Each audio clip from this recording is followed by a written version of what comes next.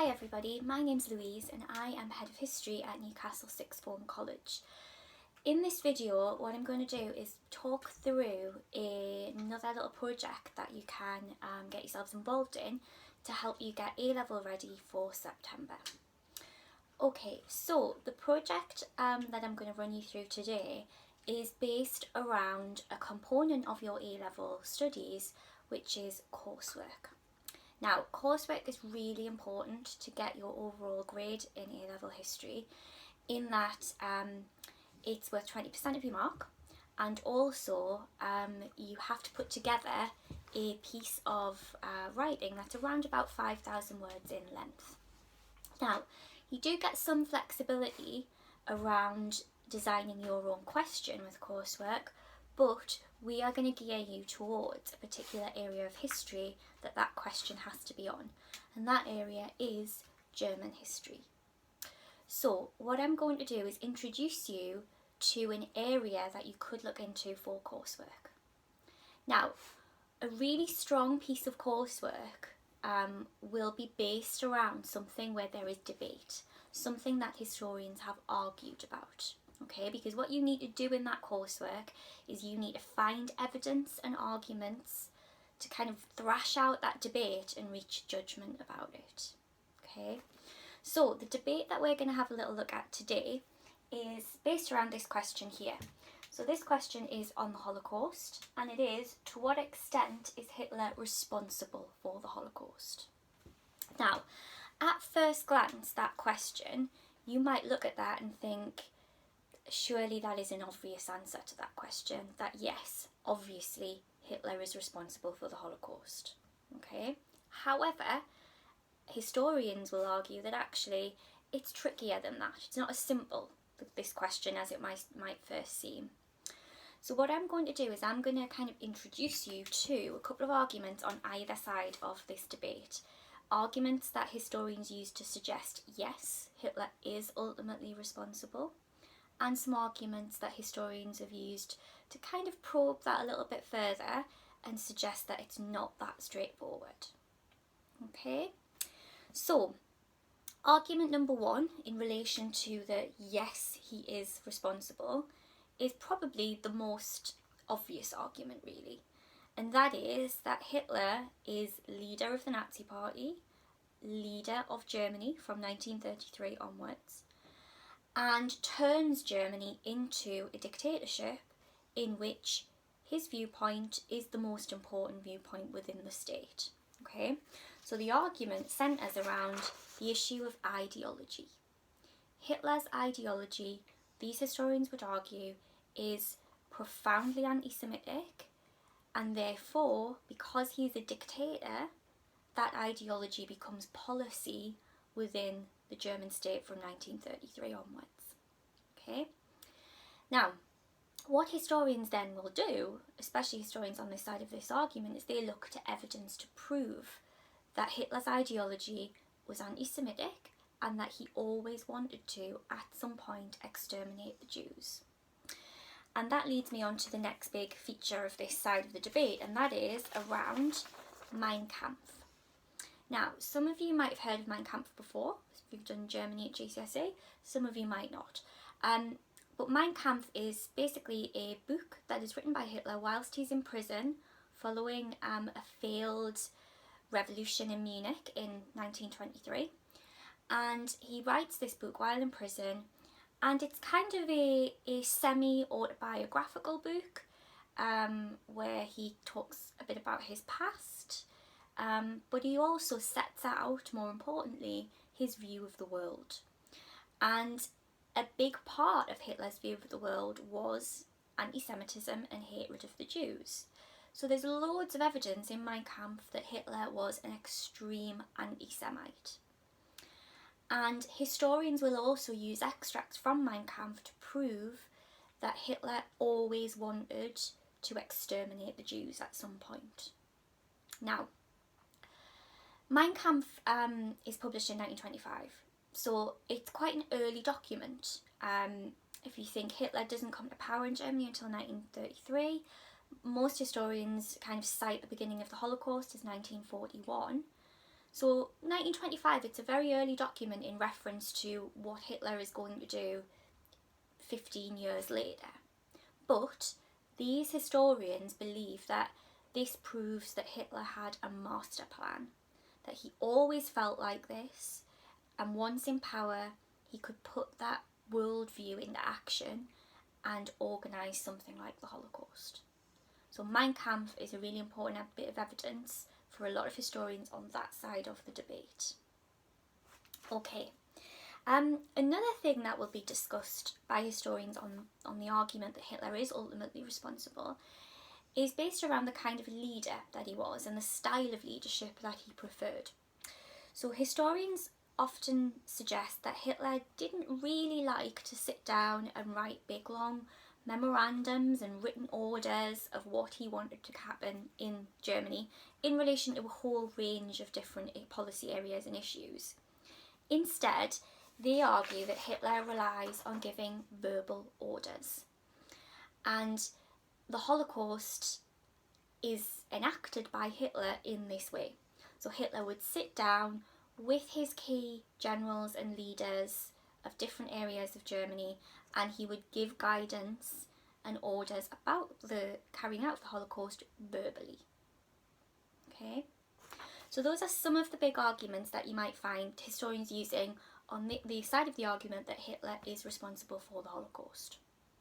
Okay, what we're going to move on to next is the side that you might think is the trickier side of the argument, evidence to prove that he isn't ultimately responsible. And what historians on this side of the argument are doing, they're not saying he's not responsible, that he bears no responsibility, but what they'll do is they focus on the first part of this question, which is the extent to which Hitler is responsible. Okay, they argue it's not as simple as saying that one man made this happen. Okay, now a big part of their argument is that, as we've just said, Hitler did not really like to write lots of things down. He didn't really provide a lot of written evidence in relation to the Holocaust.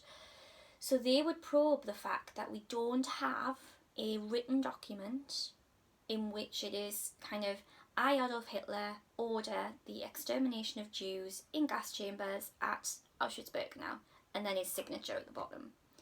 That kind of evidence and documentation about the Holocaust does not exist. So these historians would suggest that opens up lots of other questions. Did Hitler know about a lot of the things that were happening in relation to the Holocaust if we don't have the written documentation to prove it? So that's one argument on that side of the debate. Something that kind of develops from that a little bit is that these historians also argue that Hitler's leadership style was one that allowed other people to get lots of power. So they argue that Hitler is quite a lazy leader, and we've seen maybe evidence of that in that he didn't like to do lots of written paperwork. Okay, he liked to just sit and talk at people instead. And historians on this side of the argument would suggest that underneath Hitler there is a bit of a power vacuum. Hitler does take a bit of a step back from day-to-day management of the country once he's consolidated power by mid-1934. He just start to kind of withdraw a little bit.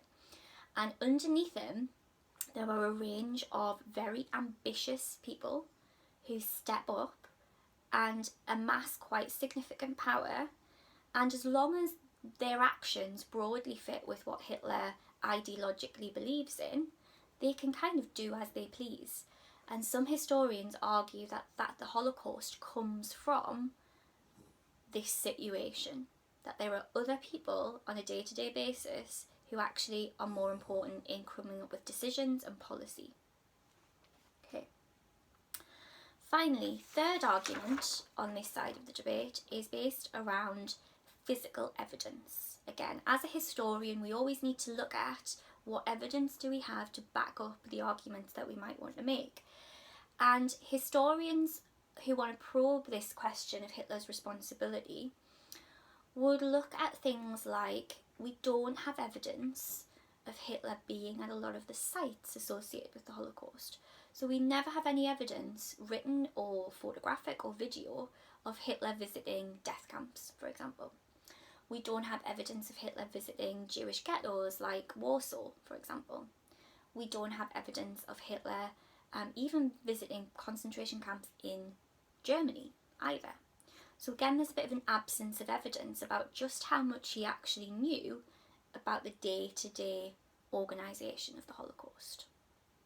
Okay, so those are a couple of the main arguments, and I've just kind of got in front of me here a couple of different books that have been written about this topic, just to reflect that there is a range of different ideas and arguments that are put forward by historians. So for example, this book here is a very thick book on Heinrich Himmler. And Heinrich Himmler, a lot of historians argue, is more responsible for the Holocaust than Hitler is. Heinrich Himmler, head of the SS, he oversees the day-to-day management of this process. So his organisation, the SS, hugely powerful. They run the death camps. They round people up for transportation. Heinrich Himmler, you could even argue, is one of the leading figures who pushes using gas to start to kill Jews rather than other methods. So there's a big debate around whether he is more significant in the development of the Holocaust than even Hitler. So that's kind of one key book. Another really interesting one as well takes a slightly different tone from what we've talked about already, and that is that the German people are responsible in some respects for this. So this was a very controversial book put forward when it was first published by Daniel Goldhagen, called Hitler's Willing Executioners. And in this book, Goldhagen argues that on a whole spectrum, ordinary people are responsible for this as well. So whether that's quite minor, in that you knew what was happening, or you sensed what was happening wasn't right, and you just turned away from it and pretended you didn't see these things and did nothing about it. That's kind of like low-level responsibility. All the way up to Goldhagen identifies and provides evidence of ordinary people who were active, enthusiastic participants in this. So whether it was you were a train driver that drove people to death camps, you can't pretend you didn't know what was happening there, you willingly took on that work, or whether it was that you worked in these death camps. Okay, so although this question, if we go back to it, seems very straightforward at first glance, there are layers to it, and there are lots of arguments that historians have had about it. Okay, so my task for you then, I want to know what you think about this question. Okay, now some of you might know a lot about the Holocaust already, some of you might not. And on this webpage there should be lots of links with things you can watch, things you can read to kind of explore this issue of the Holocaust and responsibility in a bit more detail.